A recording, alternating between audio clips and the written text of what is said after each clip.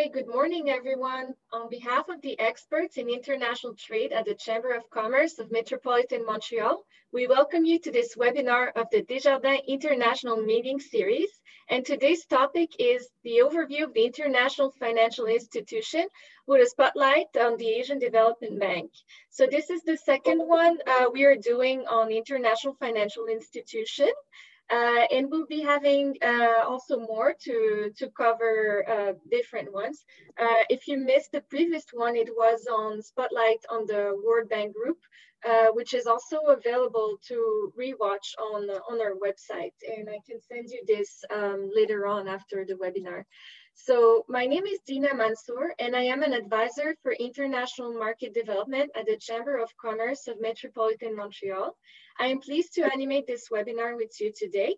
We are honored to have as speakers Ms. Leah Johnson, Trade Commissioner within the Office of Liaison with the International Financial Institution at the Embassy of Canada in Washington, D.C., as well as Mr. Bart Edesh, Representative North American Office at the Asian Development Bank. And we are really lucky to have him today because this is his last event he's doing with the Asian Development Bank, as he will be transitioning later.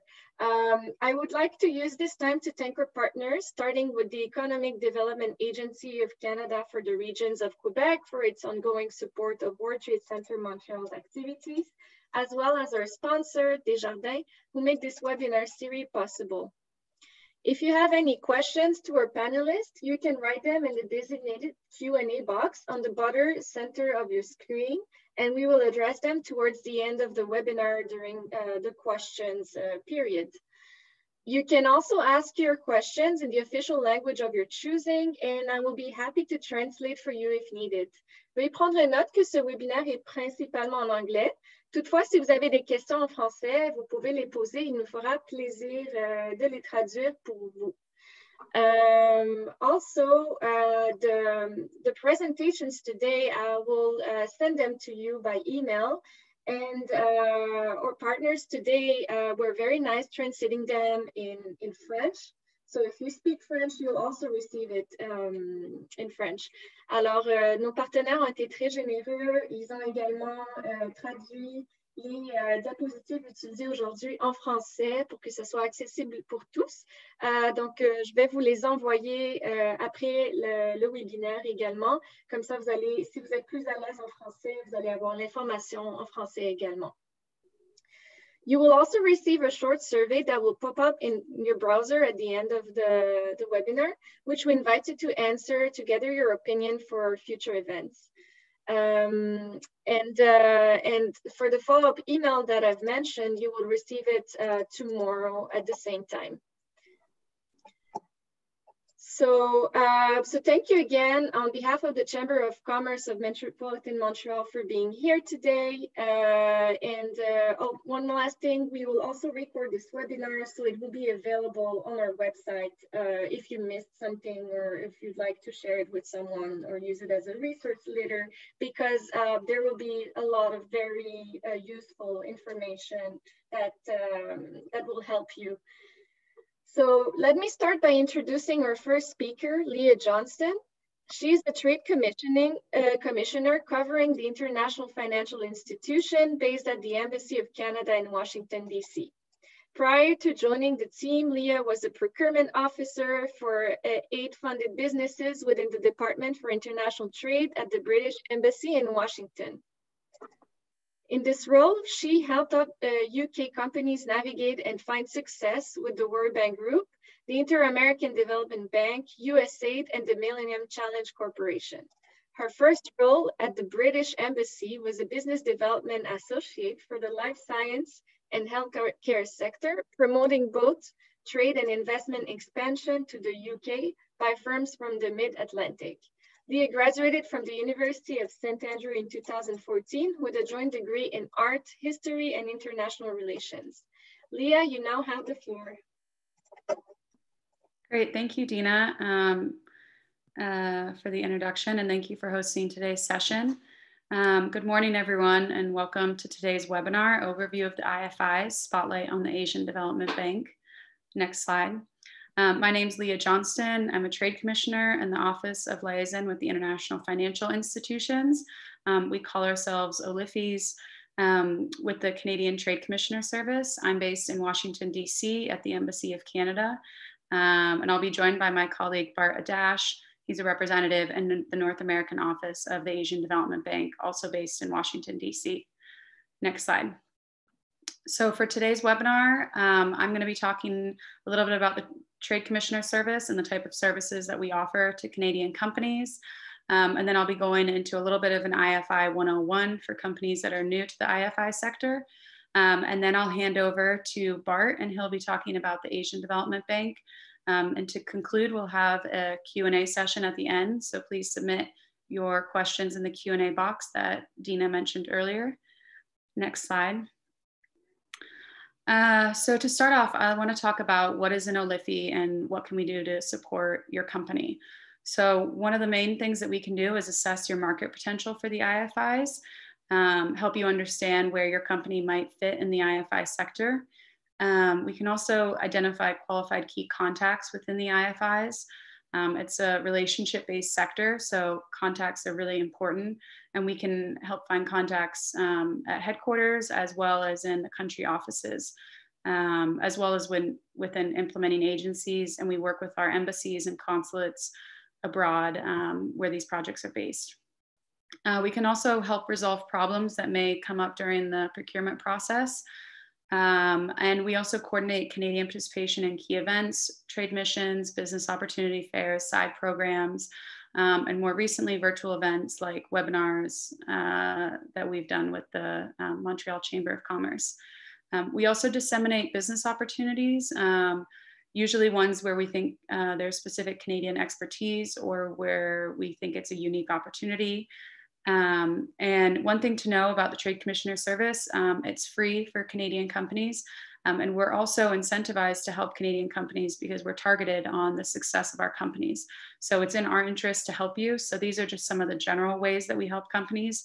But if you are totally new to the sector and need a different type of support, or if you're very familiar with the IFIs and need something else that isn't listed here, just please reach out to us and we're happy to help.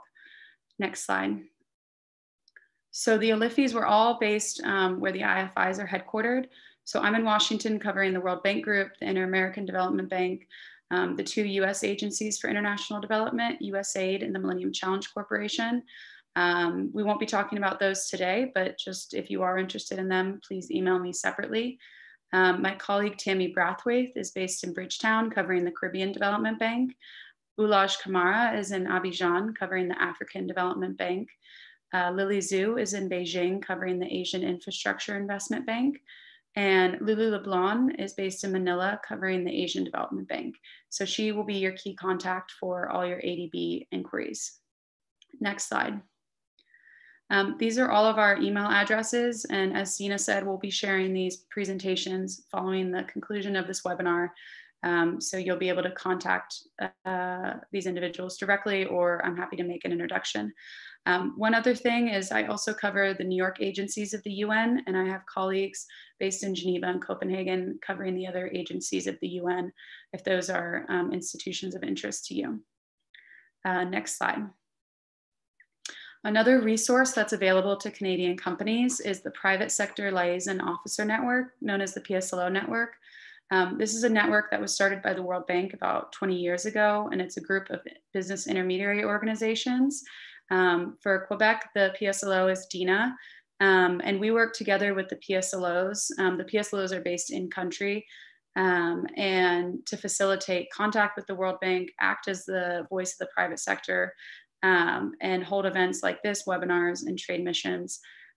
So we work together to really support companies from our country to work with the World Bank and other IFIs. It's a group that's recognized by most IFIs. Next slide. So now we're going to get into the IFI 101 stuff. So what is an IFI? IFIs provide financial assistance to developing countries in order to promote economic and social development. They primarily fund large infrastructure projects, transport, energy, water sectors, et cetera, through low-cost loans, credits, and grants to client countries. This has been changing given the COVID-19 pandemic. The IFIs have taken a much larger role in financing healthcare projects. So when I say they primarily fund large infrastructure projects, that's historically up until now. And now they're working increasingly in the healthcare space, as well as education and other sectors that have been affected by the pandemic. They operate globally like the World Bank, or regionally like the Asian Development Bank. Next slide. The membership consists of the lending members, which are the donor countries, and the borrowing member countries. Canada is a member of all of the major IFIs, and we're represented through an executive director, an alternate executive director, or a senior advisor. And we work closely with the executive directors teams. They are working on the strategic direction of the bank, and we work with the private sector, but they provide a lot of information and how to work with the bank and to understand what's going on and what's coming down the pipeline. Many of the IFIs also include investment agencies that focus on private sector development. For the World Bank, it's IFC. For IDB, it's IDB Invest. Bart will be talking about the ADB private sector arm as well. The banks are not just providing financial support, but they're also providing technical and advisory services to client countries. I try to tell clients, think of them as development think tanks. A lot of the people you'll be talking to are experts who have been working in developing countries for a significant period of time, and they're interested in new solutions to development issues. They play a valuable role in research and cooperation on development issues. If you've ever been on any of their websites, you'll find they publish a huge amount of information. And that kind of goes back to the part of them not just being financial, but providing that advisory services to their client countries. Next slide. The lending is associated with well-defined projects and implementation plans, and they have achieved development outcomes and performance indicators. Increasingly, they all have environmental and social safeguards as well as part of their projects as requirements. And the good news for business is that there's an increasingly harmonized approach in their operating structures and their procurement policies. So once you understand how the World Bank and the ADB procure and how their investment arms work, you can apply a lot of those lessons to the other IFIs. One thing to keep in mind is that the borrowers are executing the majority of procurement opportunities. It's typically called operational procurement or something like that. And that means that the bank is lending or providing a grant to the borrower country, and then that country is overseeing the project, awarding the contract, implementing the project, and the bank is providing technical advisory services. And then the other type of procurement that's available, which Bart will be talking about both of these, is corporate, which is the bank executed work. It typically represents a smaller portion of contracts. That's not true of every IFI, but they're still significant in size and volume. Next slide. So why should you bid on IFI projects? To be honest, most companies that approach us are already interested in working with the IFIs. But for those who have never heard of it and aren't sure of what it's all about, I think it's a great way to enter developing markets in a less risky way. Typically, companies will have started working in the US or Europe or other developed economies, and then they start looking at new markets and they see the IFIs as a less risky way to enter it. The projects are following IFI procurement policies. And the other thing is just the volume of projects that each IFI puts through. They approve hundreds of projects every year that lead to billions of dollars in potential business opportunities across a wide range of sectors, from healthcare, education, transport, energy, social sectors, governance, etc. Now I will be handing over to my colleague, Bart Adash. Next slide.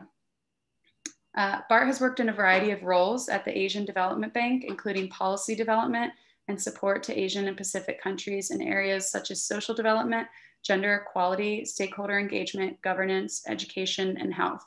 He has spent most of his ADB career handling regional roles out of ADB's HQ in the Philippines.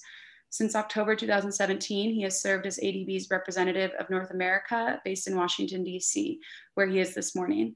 In his current role, Bart promotes a strong ADB relationship with the Government of Canada and the United States, develops partnerships with other development organizations such as the World Bank, UN bodies, foundations, and NGOs, shares ADB knowledge and development experience with North American audiences, conducts staff members recruitment, and communicates with the business community about consulting and procurement opportunities. Bart was born in Saskatchewan and raised in Arizona, so he's a dual US-Canadian citizen. Montreal is his mother's birthplace, so this holds a special place in his heart. And as Dina mentioned, this is one of Bart's last presentations, and I think you all really appreciate it. So now I will hand over to Bart and let him talk about working with the Asian Development Bank. Merci Léa et Dina. Bonjour tout le monde. Je suis très heureux d'être ici ce matin au nom de la Banque asiatique de développement. Je regrette de ne pouvoir vous rencontrer en personne aujourd'hui. Je tiens à remercier la Chambre de commerce de Montréal métropolitain, Affaires mondiales Canada et Desjardins International d'avoir accueilli ce webinaire. Good morning, everyone. Thank you for taking time out of your schedules to join this presentation on business opportunities at the Asian Development Bank.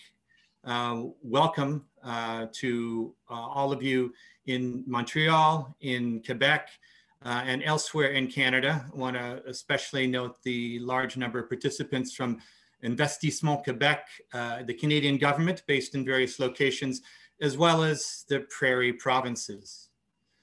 So the Asian Development Bank was set up 54 years ago in Manila, in the Philippines. And it was set up at a time when Asia was very poor, had very poor social indicators, suffered from widespread poverty, was mostly rural, and was in desperate need for finance to support very basic development needs, infrastructure and otherwise. And today, when people think of Asia, they often think of the large booming economies that are playing a much bigger role in the world economy today. And in fact, you have many large, prosperous cities across the region. At the same time, you have a very populous and diverse region that continues to experience serious challenges. A few statistics there on this particular slide I hope that you can all see. There are about 250 million people in Asia living in extreme poverty, defined as under $1.90 US dollars per day. If you take a higher poverty level of $3.20 a day, this is a common international measure, there are 1 billion Asians living in poverty. Some 200 million don't have electricity, and a stunning 1.5 billion do not have access to sanitation. And as striking as some of these figures can be, they have been worsened by the current crisis that we're going through. So that explains why the Asian Development Bank, started over half a century ago, still exists today and still has a big job ahead of it in terms of helping address these major development challenges. Our vision set out in a long-term corporate strategy approved 2-3 years ago, our strategy 2030, is to work with our developing member countries to help achieve a prosperous, inclusive, resilient, and sustainable Asia and Pacific region. We have 68 member countries and territories. The vast majority are actually in the Asia Pacific region. Basically, virtually every country in the Asia Pacific region is a member of the Asian Development Bank, from small Pacific islands to very large countries that again play a big role in the global economy. Some countries like Japan and the Republic of Korea have achieved a level standard of living. Our high income countries where they do not benefit from ADB services. We do not lend to these countries, but they are active members and donors like our members outside of the region. So in addition to the Asian and Pacific countries, you have 17 European members of the Asian Development Bank and 2 here in North America, Canada, of course, and the United States. It's the US and Japan that have the largest shareholding in ADB, but it's worth mentioning that Canada is also in the top 10. It's the 7th leading shareholder. We, sorry about that. We have a great emphasis on local orientation, if you will. So ADB is headquartered actually in the region. Some other multilateral development banks are based in developed countries. We are actually in a developing country in the Philippines since our establishment. And we have field offices in virtually all of the countries where we're providing services. We, as a part of our charter, as a part of our mission, we promote regional and sub-regional cooperation because development challenges and some of the biggest problems today, whether they be pandemics or climate change, flooding, natural disasters, provision of electricity, these issues are not restricted to national borders, but especially where you have small countries. And increasingly, Asia's economies are interlinked. And so we assist our countries serving as a convener of sub-regional and regional forums. And finally, with regard to local character, we are helping our countries develop their capacity for resource mobilization. That is to say, countries should be able eventually to stand completely on their own without dependence on the Asian Development Bank or other international financing organizations. And so among the things we do is help to develop local bond markets, to promote active equity market, stock exchanges. We also assist governments in improving their tax administrations so that they can raise resources from an increasingly affluent population and economies in which you have more and more large and influential local companies.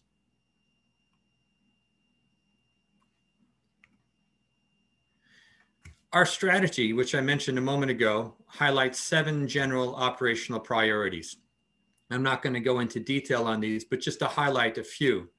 First and foremost, we remain focused on poverty and inequality. So even though most of our membership now consists of middle-income countries, there remain pockets of poverty. And some countries are still very poor or have issues with fragility and have been affected by conflicts. Think of, for example, Afghanistan or Nepal.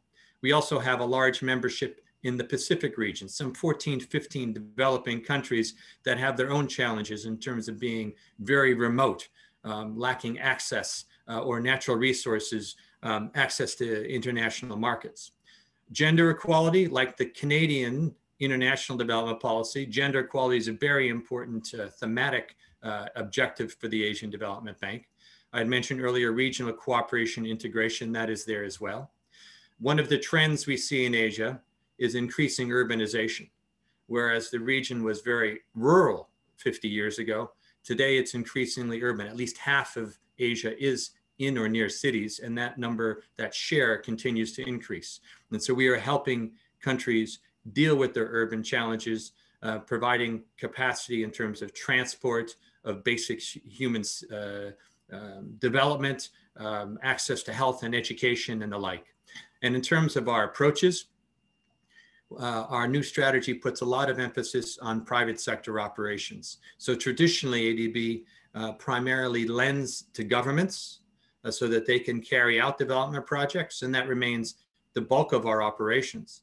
At the same time, though, private sector operations are more and more important, and so mobilizing private sector financing is very key.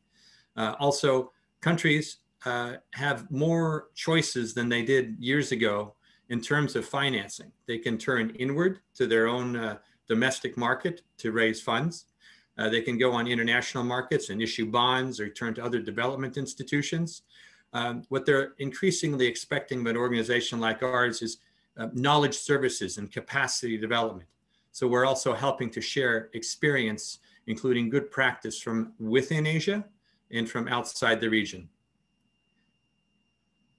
In terms of volume, to give you a sense of how much business we're doing, much of what we do is actually lending. And as I said, it's mostly to governments.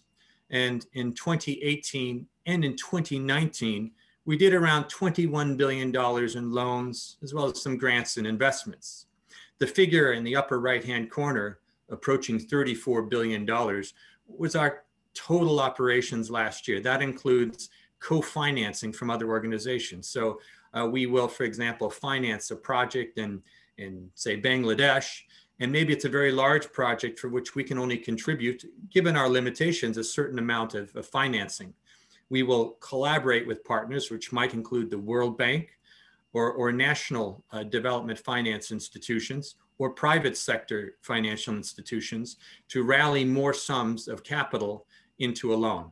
So this co-financing raises the amount of our operations up to well over $30 billion.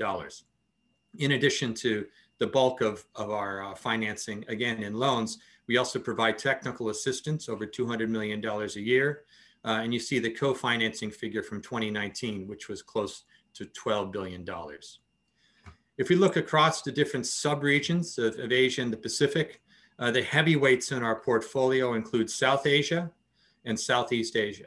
For our organizational purposes, we consider South Asia to include India, the Maldives, Sri Lanka, Bangladesh, Bhutan and Nepal, Pakistan and Afghanistan, which geographically is somewhere between South and Central Asia, we include in our Central and West Asian operations.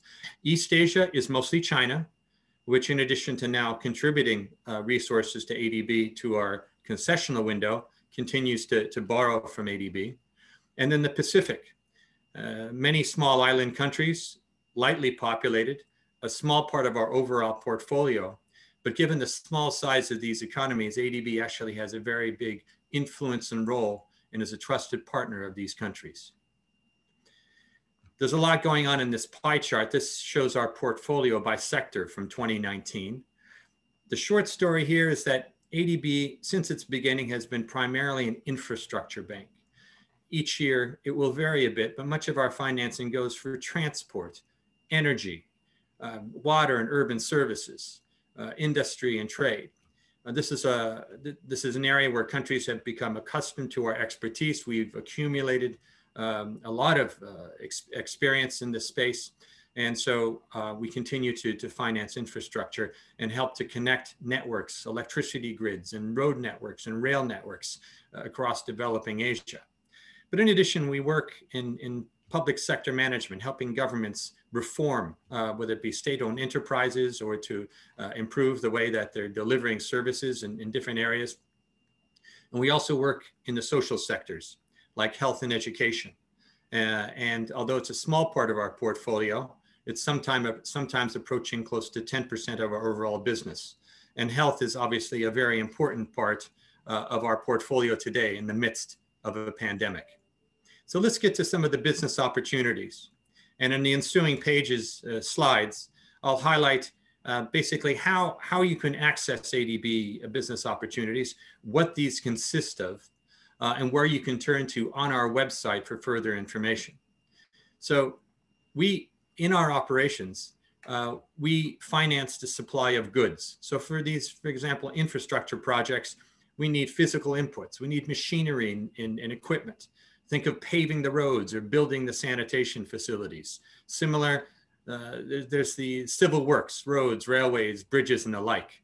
And then there are turnkey contracts where companies are recruited to construct a pump station or heating plant, sometimes an airport or an expansion of an airport.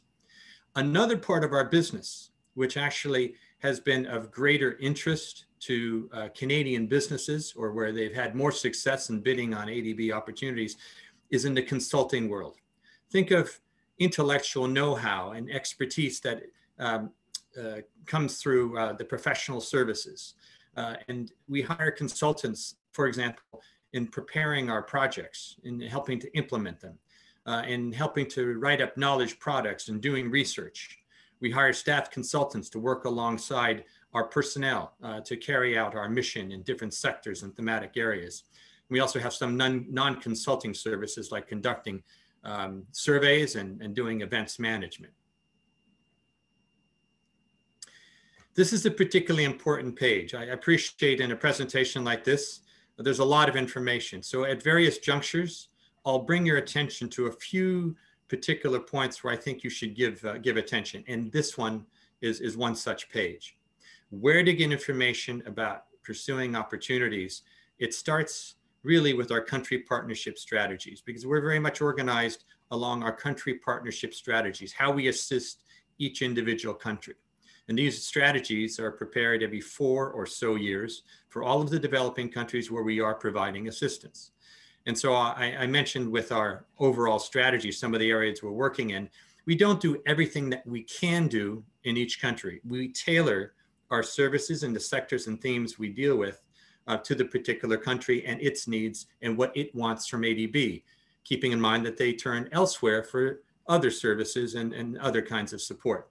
So keep an eye out for country partnership strategies, which, as I say, go for about 4 or 5 years. Now, in addition to the CPS, as we call it, is the Country Operations Business Plan. And we love acronyms like lots of public organizations, so we call this our COBP.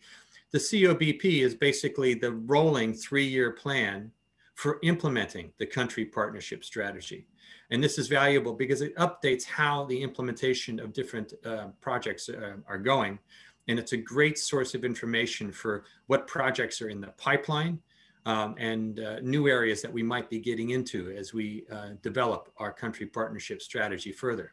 Both the CPS, Country Partnership Strategy, and the COBP for all of our developing member countries is posted on our website. A few other things that will be helpful to you in pursuing business opportunities are procurement plans. So as a project is designed and prepared, we'll develop a procurement plan. And that procurement plan goes up on our website. And this isn't a bid or solicitation for offers, but it gives you an advanced look at where we will be procuring goods and services. More specifically, we have those procurement notices. There's advance notices, actual invitations for pre-qualification or bids. And for those interested in consulting assignments, we have what are called Consulting Services Recruitment Notices. Again, an acronym, CSRN. There are also hop-on opportunities. So for example, where a company has responded to an invitation to pre-qualification, they've been pre-qualified. You can see what firms have been pre-qualified, and you might join with those firms as a sub to help deliver on the services that they'll be providing to ADB. And finally, our institutional procurement notices. Leah mentioned this in her presentation, talking about corporate recruitment, corporate consulting and procurement opportunities. So ADB itself, we have an administrative budget into the hundreds of millions of US dollars. We have a headquarters in Manila that has over 1,500 staff and offices, as I mentioned, in over 40 countries. So we need to fill these offices, we need to furnish them. And so we will do institutional recruitment. It's not to deliver on our services to countries, but to make sure that we have the capacity in our own offices to do that. So in terms of identifying opportunities for contracts, and in the ensuing pages, what you're going to see are basically screenshots from our website. I've circled a few points that sections of these pages that you should give particular attention to. And here too, I would highlight the Business Center at ADB. If you leave this webinar with nothing else but some vague understanding that ADB provides opportunities to Canadian business, for more details, go to our Business Center online. And that has many subcomponents.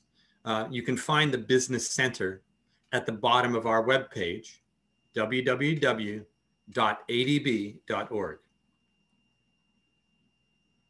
So this Business Center, and this is the home page, if you will, of the center, we have a lot of how-to sections.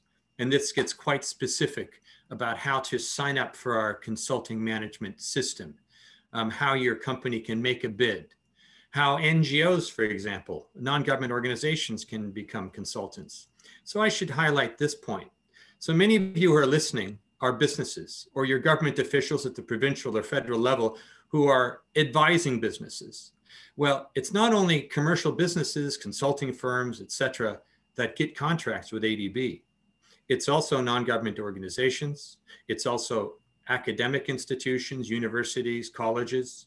So to be a consultant or to be a winner of a procurement contract at ADB, it doesn't mean that you have to be a commercial company. So keep that in mind as well.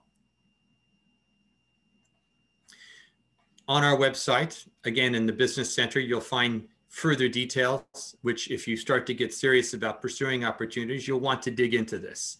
our general policies and regulations, more specific procedures about every single step of procurement and consulting services, as well as key documents and forms about projects and how to express your interest in projects.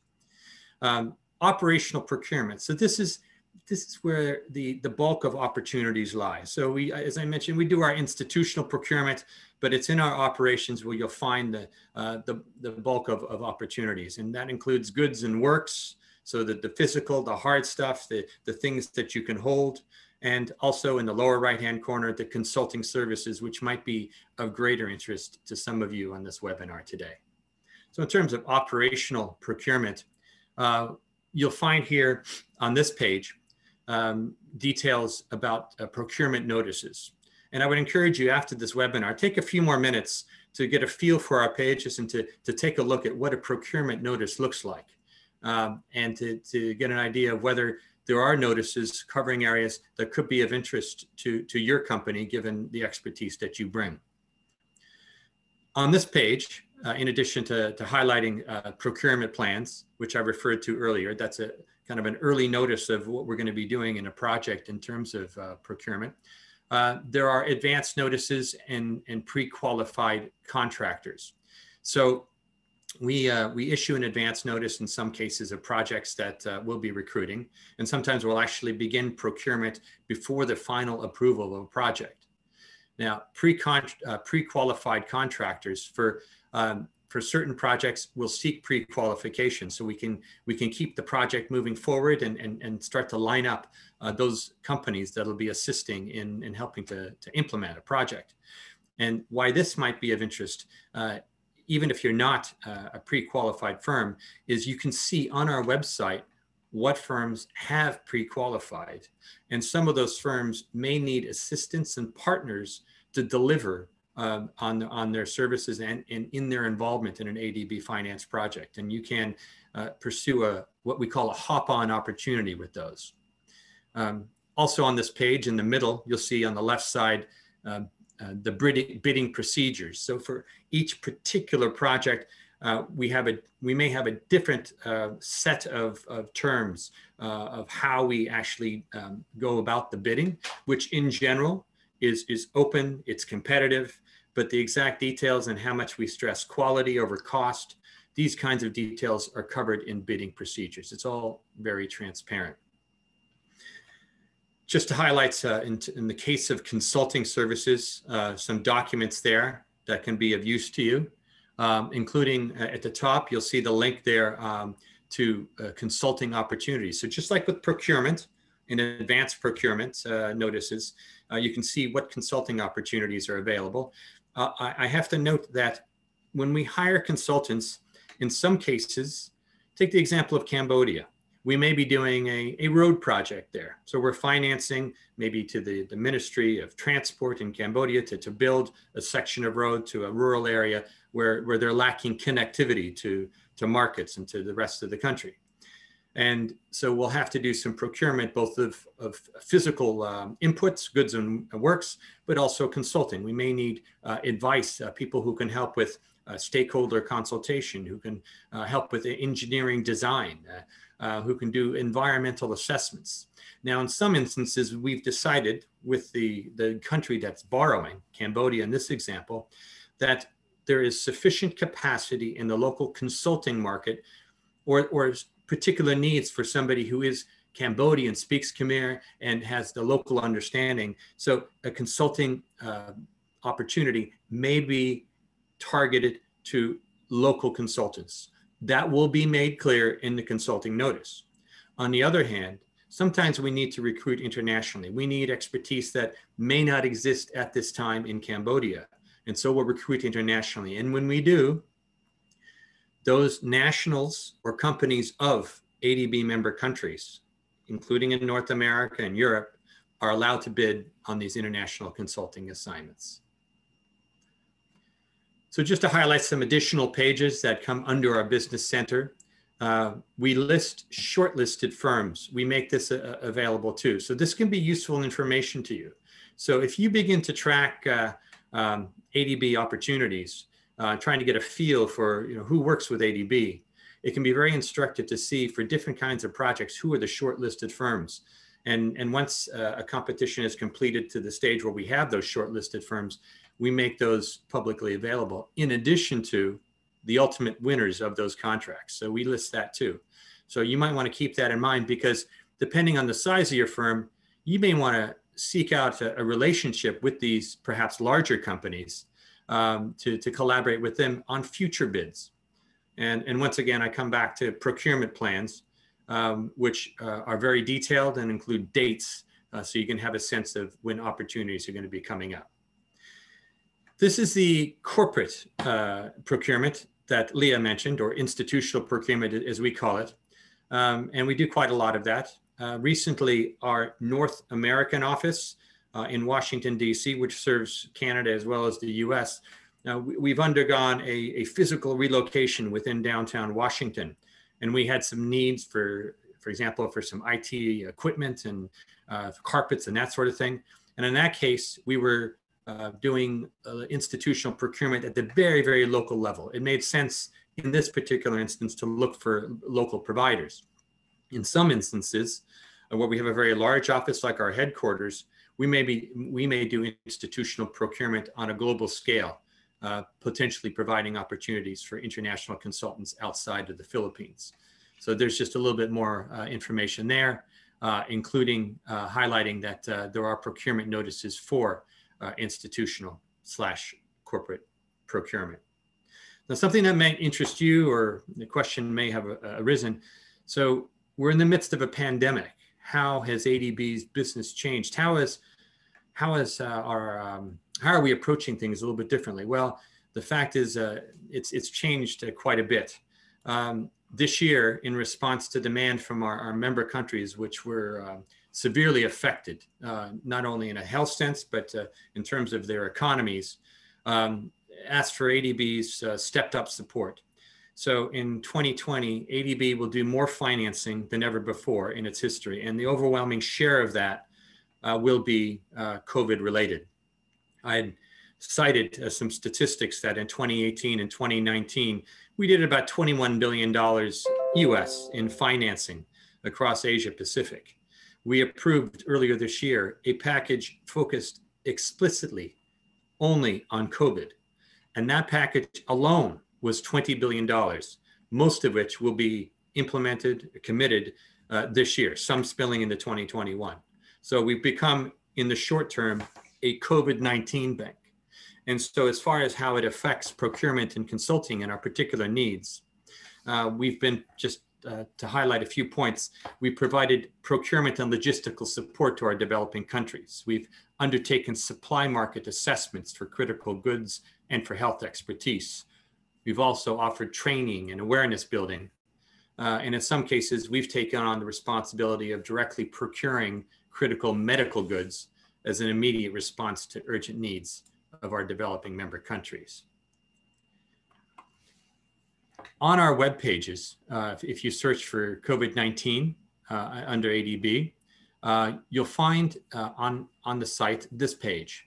Look on the right side, what I've circled there is under ADB expressions of interest. So we, in some of our projects that we're financing, or in some of our countries, whether it's ADB financing or other financing, certain goods have been identified as being important. So this could be PPEs, medical, health equipment and services. And what we're seeking here are expressions of interest from firms that have some expertise in the medical and health area. So you are invited to provide some information about what your firm provides if you do have goods, supplies that could respond to COVID-specific requirements.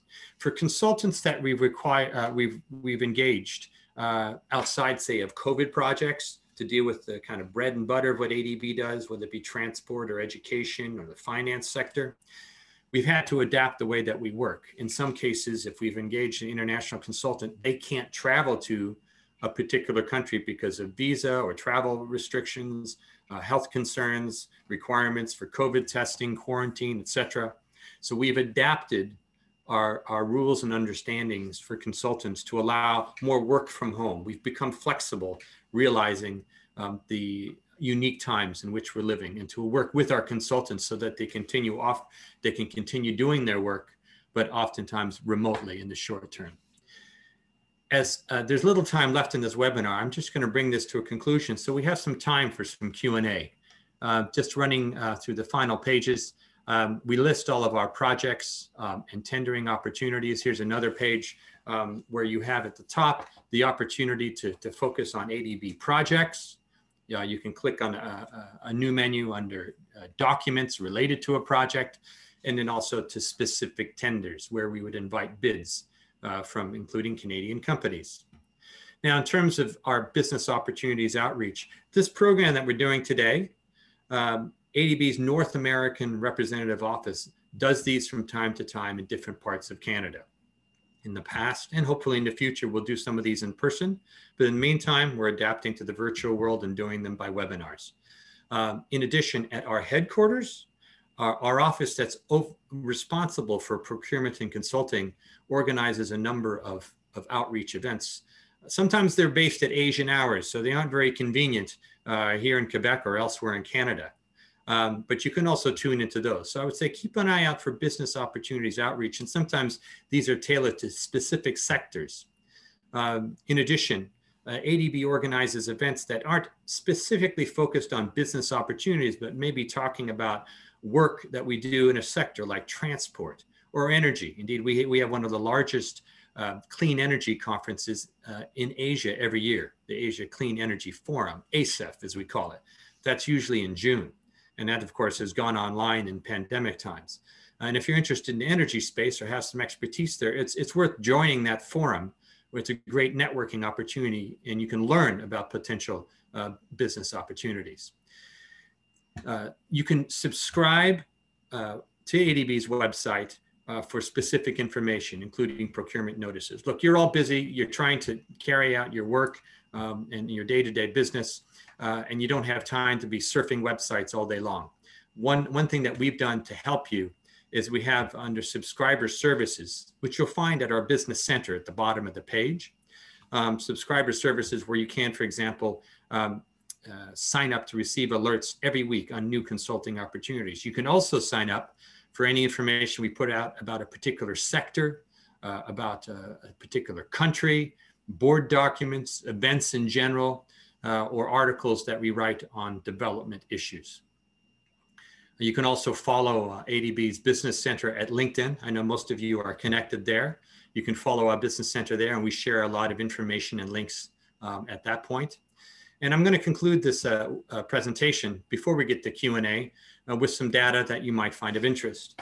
So which were the ADB member countries that were most successful last year in terms of goods and works procurement?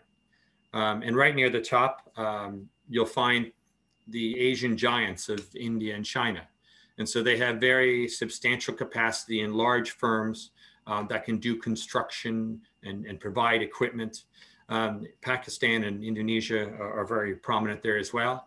And this is a space where if you go to the bottom, Canada has not traditionally been very influential.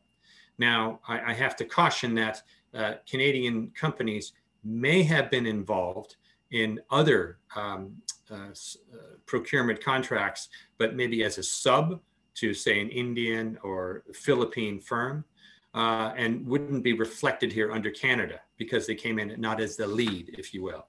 I have more updated data just to say for 2020, January to September. Unfortunately, thus far through September, Canada has not, no Canadian firms have won any goods or works projects, any contracts in those areas. On a brighter note, in consulting, where again, Canadian firms and individual consultants have had a little more success, Canada's moved up from number 32 to number 30 in the first 9 months of this year. Other changes in the list that you have there on the slide, the Netherlands has joined that list, but you'll see a lot of the same countries, the usual suspects appearing again and again in terms of consulting services, including India, Australia taking advantage of its regional proximity, the US, France, some Western European countries. So the Western countries, the developed countries, tend to do better with consulting services than they do for procurement. Now, to provide some more specifics in terms of goods and works, some examples of Canadian companies that have won in the last 5 years. Canada-China Economic and Cultural Center that is based in Markham, Ontario. They do some work and training. Seneca College in Toronto, Canadore College of Applied Arts and Technology in North Bay, Ontario. So these are relatively small sums. And again, these are under goods, works, and related services. These would probably be more services than goods, the contracts that were won here. The next slide will be more relevant to many of you. And this is, these are consulting opportunities. And these, the numbers are much larger in terms of Canadian won contracts, okay? And at the top, in the last 5 years, you'll see Canarail Consultants. This has now become Sistra Canada. So it's a subsidiary of a Europe-based company. So Sistra Canada, as some of you know, is based in Montreal. And in the transport sector, they've won over $20 million in consulting contracts with ADB.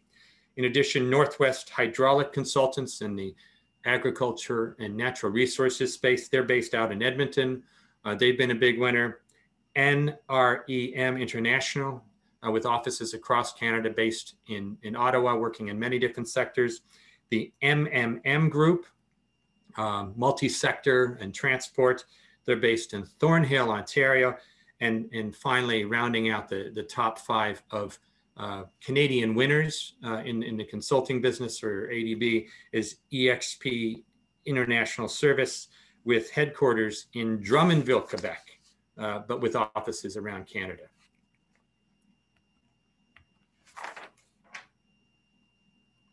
So I'm trying at this stage to move to the next slide. I'm having a little difficulty.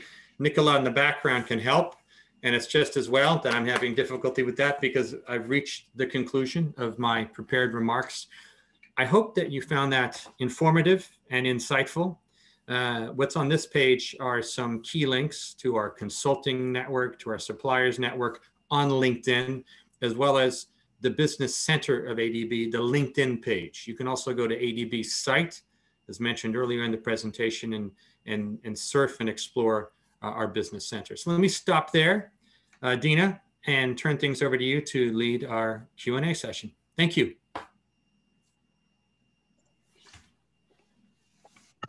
Thank you very much, Bart, and thank you, Leah, as well. So everyone, we're now at the questions period. So I invite you to write your questions in the Q&A box on the bottom of your screen. We have a very first question of Daniel Dignard. It's more than a question. He's actually wondering if you could share us, if you have a story in mind of a Canadian company that you were able to help implement in a project recently. Okay.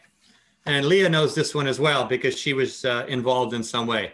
So in pre-COVID times when we were allowed to travel, I had the great pleasure of joining with colleagues from a couple of other development banks in which Canada has shares, the Inter-American Development Bank and the World Bank. And so we went to the Atlantic provinces to visit 3 urban areas to talk to local businesses about opportunities. And in one of those presentations, this was in late February, we talked to New Brunswick companies. And during the course of that business seminar, which was like this, although spread out over half a day and of course in person, an individual consultant or running a small business with expertise in the environmental space got to talking with me and explained his work and projects he's worked on. And what caught my interest is he's worked internationally, not so much in Asia, but doing work internationally, including in kind of environmental assessment, which is an area that's important for all of the physical projects that ADB does. So we continued that conversation online. And it turned out that at that moment, my colleagues in Manila, working in our central environment safeguards team, were doing some recruitment for a technical assistance project. Now, one thing I didn't mention in my presentation is most of the procurement that ADB does is actually carried out by our developing member countries under guidelines and rules established by ADB. So it's the governments of developing countries that do most of it. Now, the exception is institutional or corporate requirement, or for technical assistance projects that we manage. So in this case, it was a regional technical assistance project that ADB manages. So the short story is this consultant, who I gave some tips to, not cheating, no insider information, but just stuff I can share with anybody who's asking. I gave him some ideas on how to put his best foot forward. And it happened to be that he was working in a space where ADB in general recruits, and it just, it happened very well. Ça tombe bien en français. He was there at the right moment. He put in his application, he bid. There were other consulting firms. It was not a walk in the park, but he invested in the preparation of his bid and he won it. I'll say one other thing. I don't want to belabor this point, but I've shared with Dina a tip sheet that I've written that provides very succinctly some tips on what firms can do to increase their chances, not only to win a consulting contract at ADB, but at other development agencies, which might include Global Affairs Canada, the World Bank, or the African Development Bank. Dina, back to you. Well, thank you very much, Bart. So this was a very interesting experience. And I'm wondering, maybe, Leah, do you have also something similar to share with the Canadian Embassy, and or maybe you can share some of your experience that you've had recently helping a Canadian company? Sure, thank you. So Bart was taking the example that I was going to use as well. I think on the World Bank side, we tend to have a lot of companies in the sort of infrastructure sectors. So some of the companies that Bart mentioned in his presentation, I would say a recent example of a company winning a project. We had an educational services company win a project with the IDB, and that was a relationship that my colleague Julie Mann and I had been working with the company for a long time, and they had particular expertise in, it was evaluation of educational programs. And that was a sort of ongoing relationship, helping them build out their contacts with the IDB. And then it eventually led to an opportunity that they won. But we're not always aware of all the banks do publish all the contract award data, but oftentimes we'll provide support to companies and they go and win the project and then they're busy and doing other things. So sometimes we're not aware when they do win opportunities if the companies don't tell them themselves. So anyway, point being, if you do win a project, please do let us know if our support was anyway helpful. Otherwise, as Bart mentioned, they all do publish the contract award data on the operational side and the corporate side, which is a good way to see what other Canadian companies are doing, and then also to see who's active in the countries where you're interested in working.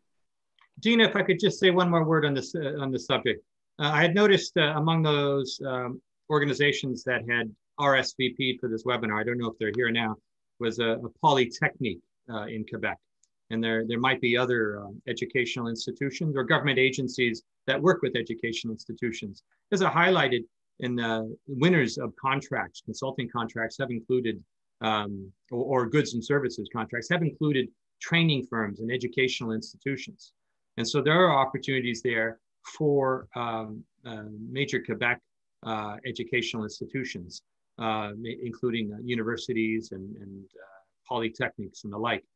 The other thing I would mention is that I know that Manitoba Hydro International has won contracts at ADB.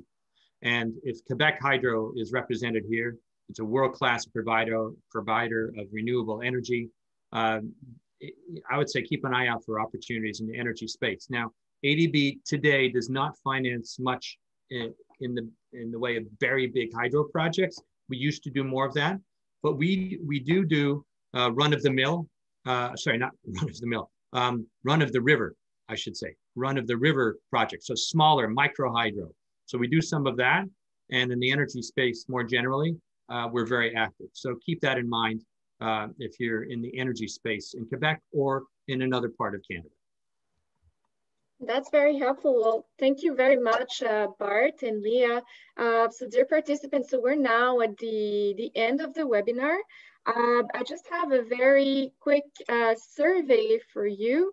I will launch it now. Actually, I receive sometimes an offer from Leah's team and projects with the international financial institutions. So I'd like to know if anyone is here and would like us to maybe communicate with you from time to time and show you, share some news with you. If you'd like to, just let me know in the survey that has popped right now. As a reminder, I will send you a follow-up email that you will receive tomorrow, including Leah and Bart's slides in French and English, and some of the documents, the resources that Bart mentioned earlier. You will also have another survey that will pop up. It's more about what you thought about the webinar. And what about your comments? So you will receive it when you quit this event. So we will ask you to please also fill it up so we can gather your comments and see if you'd like it, if there's any subjects you'd like to hear about in our Desjardins International meetings. Also stay tuned for our next Rencontre Internationale Desjardins International meeting that will come up next week actually, and where we will receive the Economist Intelligence Unit. And thank you again, Leah and Bart, for your excellent presentation. It was really a pleasure having you today. And again, especially Bart, thank you very much for being here with us as like some of your last webinars that you will have in your career with the Asian development before you move forwards to something else. So thanks as well to all the participants for joining us today and engaging in the question period. On the behalf of the Chamber of Commerce of Metropolitan Montreal, I wish you all a great day and hope to see you at our next event. Thank you. Merci mille fois. Thank you very much. Thank you. Bye, everyone.